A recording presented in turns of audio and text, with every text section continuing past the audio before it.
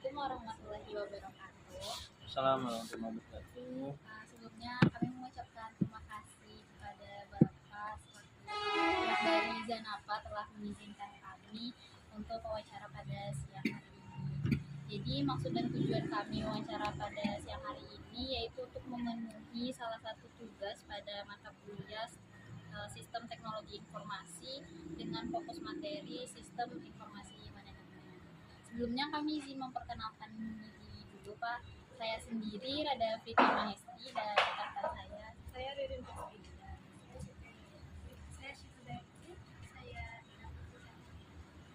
ya, jadi di mata kuliah Sistem Teknologi Informasi itu kami ada materi Sistem Informasi Manajemen Pak. Nah, jadi tugasnya itu mewawancarai perusahaan terkait sistem informasi manajemen di perusahaan tersebut. Seperti itu. Baik, langsung masuk ke list pertanyaannya aja ya Pak. Jadi sebelumnya di Zanapa ini berarti ada kan Pak sistem informasi manajemennya? Apa ya, semacam aplikasi gitu ya? Ya. Ya, ada.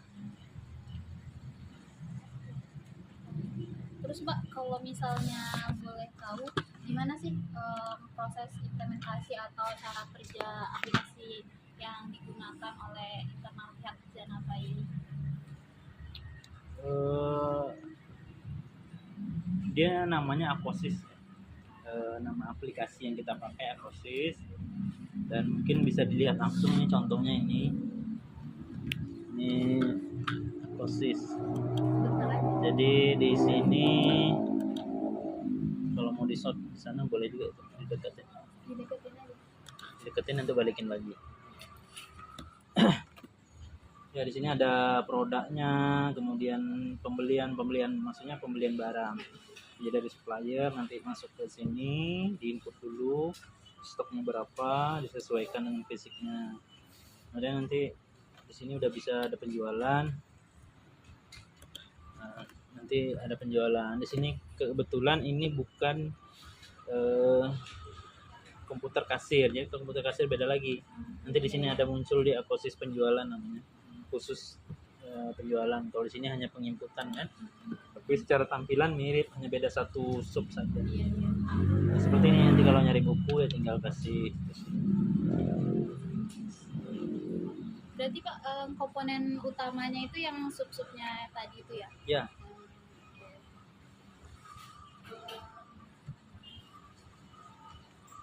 Terus dari sistem ini nih Pak, gimana sih Pak sistem keamanannya gitu?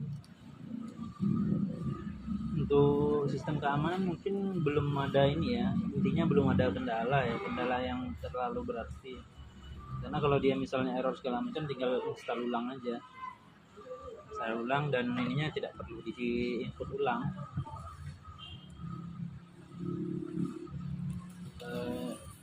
Itu terlepas dari ini sebenarnya belum online juga sih. Di sisi lain itu sebuah kekurangan juga karena belum online. Tapi di situ ya mungkin karena itulah tidak ada kendala yang terlalu terlalu berarti karena dia belum online. Mungkin selanjutnya pertanyaannya dilanjutkan sama rekan saya.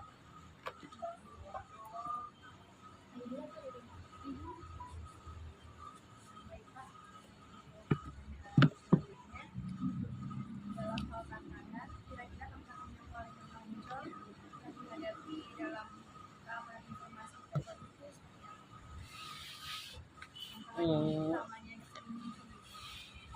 Yang sering muncul ya. Kita tadi yang pertama belum online. Kemudian ketersediaan buku dari supplier dia kadang lambat ya, apalagi pas pandemi ini kadang mereka belum cetak ulang. Kemudian ya itu tadi transportasi juga, itu sih yang paling kendalanya. Bagaimana Bapak Ibu dalam mengatasi suatu masalah ataupun hambatan yang muncul terkait sistem informasi ini? Ya, kita ada teknisinya sendiri ya. Kurang terlalu paham sih saya dengan sistem apanya, tapi biasanya kita eh, ada namanya backup data, dan itu dilakukan setiap hari, setiap malam ketika buat laporan. Nanti tiap bulan juga nanti dipisahin, ini khusus bulan berapa dipisahin. Begitu. Kalau misalnya boleh tahu Pak, kan tadi backup datanya setiap hari kan kata Bapak setiap malam. Itu berarti kayak ada jam batasnya Pak, kayak toko jam apa gitu jam berapa baru bisa di backup datanya? Ya, jadi dia tutupnya jam 10, tapi backup datanya dimulai jam 9 lewat. Oh, Bisa dibilang jam 9.30 lah, jam 30 malam. Jadi dia memang prosesnya lama. Apalagi dia semakin banyak penjualan, nanti dia semakin lama semakin berat. iya. Gitu. Ini ada tambahan.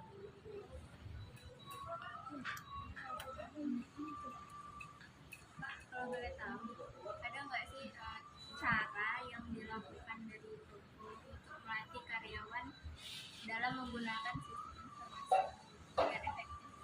Ya, jadi biasanya kami karyawan baru kita suruh input data.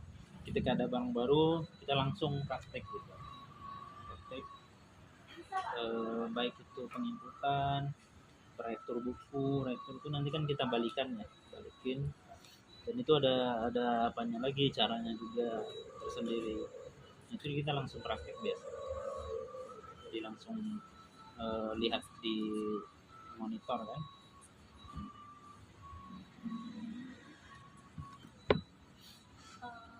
Terkait pertanyaan tadi juga nih Pak, biasanya kan kalau di toko-toko tuh ada juga yang kayak istilah magang nih. Biasanya kalau misalnya karyawan magang itu dikasih juga kayak praktek input data gitu Pak. Ya, biasanya kita praktek, cuman tidak semuanya. Dia kan ada beberapa ini khusus hanya yang pimpinan yang bisa buka banyak. Dia ada yang kalau apa bukanya sedikit saja, hanya sampai sini gitu kan. Hanya bisa penginputan, bisa input masuk barang masuk.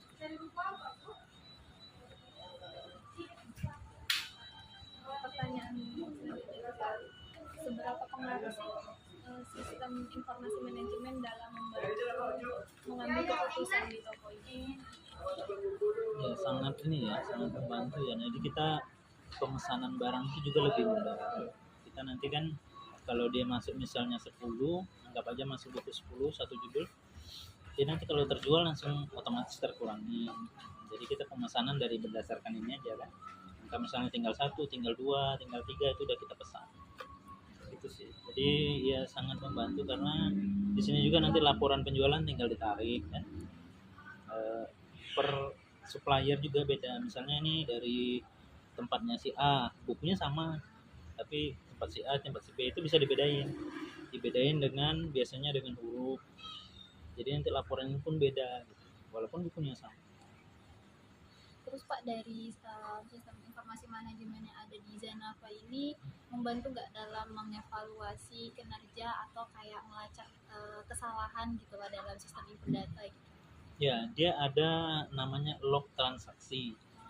Jadi itu semacam apa ya, histori transaksi. Jadi siapa tadi yang melakukan kesalahan sudah ada namanya. Di sini ada user ya, user namanya siapa, ini ada nama Haji. Jadi ketika ada penginputan berarti ini user siapa gitu. Nanti udah terbaca.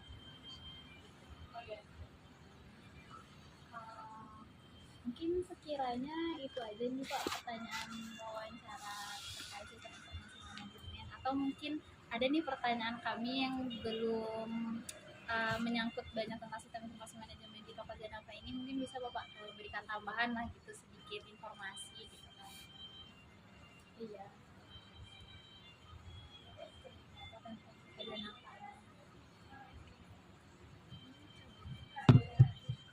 Paling apa ya, mungkin kendala tadi ya, ini belum bisa online.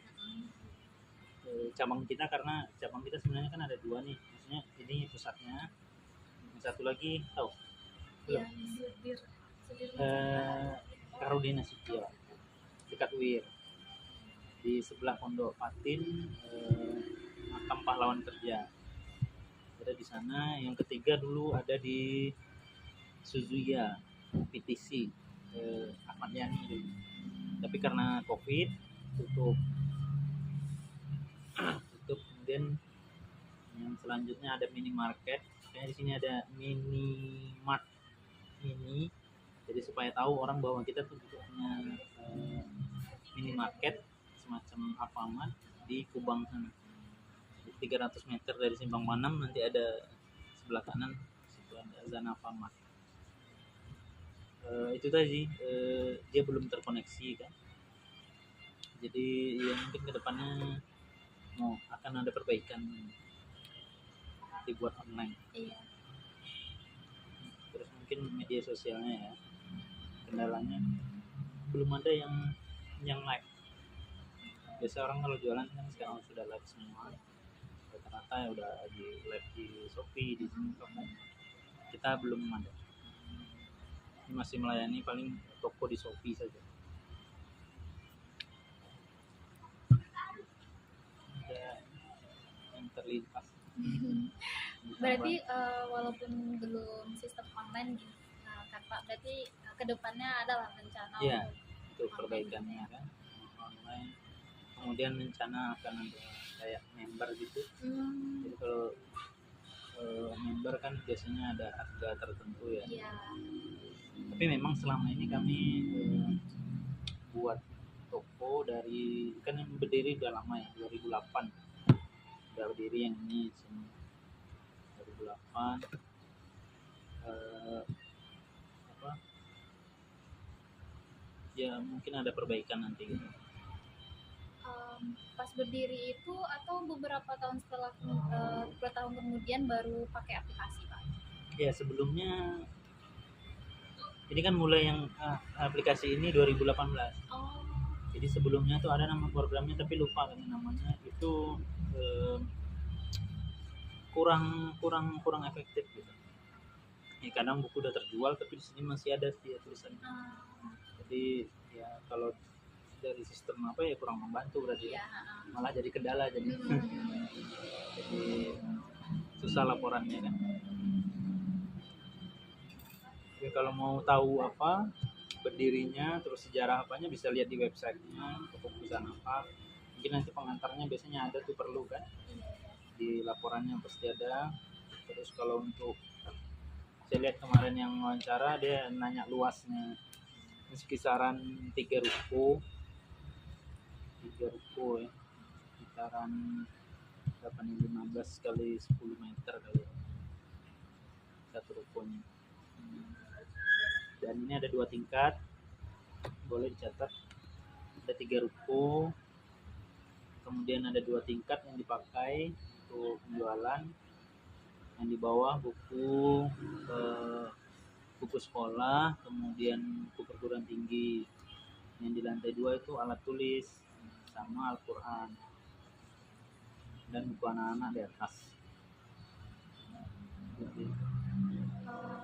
Dari input data ini kalau boleh tahu berapa Pak rata-rata sebulan gitu penjualan dari toko Zana? Penjualannya? Iya benar, harus ya. Ada ininya juga ya. Di rata-rata kan dalam sebulannya kisaran 270 kali ya, 250 sampai 270. Kalau tahun ajaran baru bisa lebih, bisa. Dulu pernah juga sih waktu sebelum pandemi ya. Satu harinya ya 100. Banyak ya. Tapi kalau sebulan ya itulah. Ada lagi yang mau ditanya?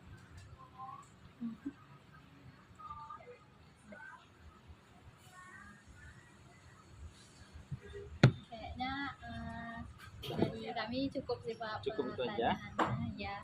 Mungkin kalau misalnya untuk video tadi boleh Pak ngevideokan? Boleh. Nanti bagusnya sih memang laporan gini kan. Iya. Yang diambil kan voice-nya. Sebentar aja, yang penting udah nampak wawancara, habis itu arahnya membuktikan bahwa ini loh tempatnya. Iya, karena kami kebetulan juga ditugaskan untuk upload video ini ke YouTube sebenarnya. Oh iya. Untuk masing-masing? Enggak sih, salah satu perwakilan. Jadi nanti mau dokumentasi juga sama Bapak.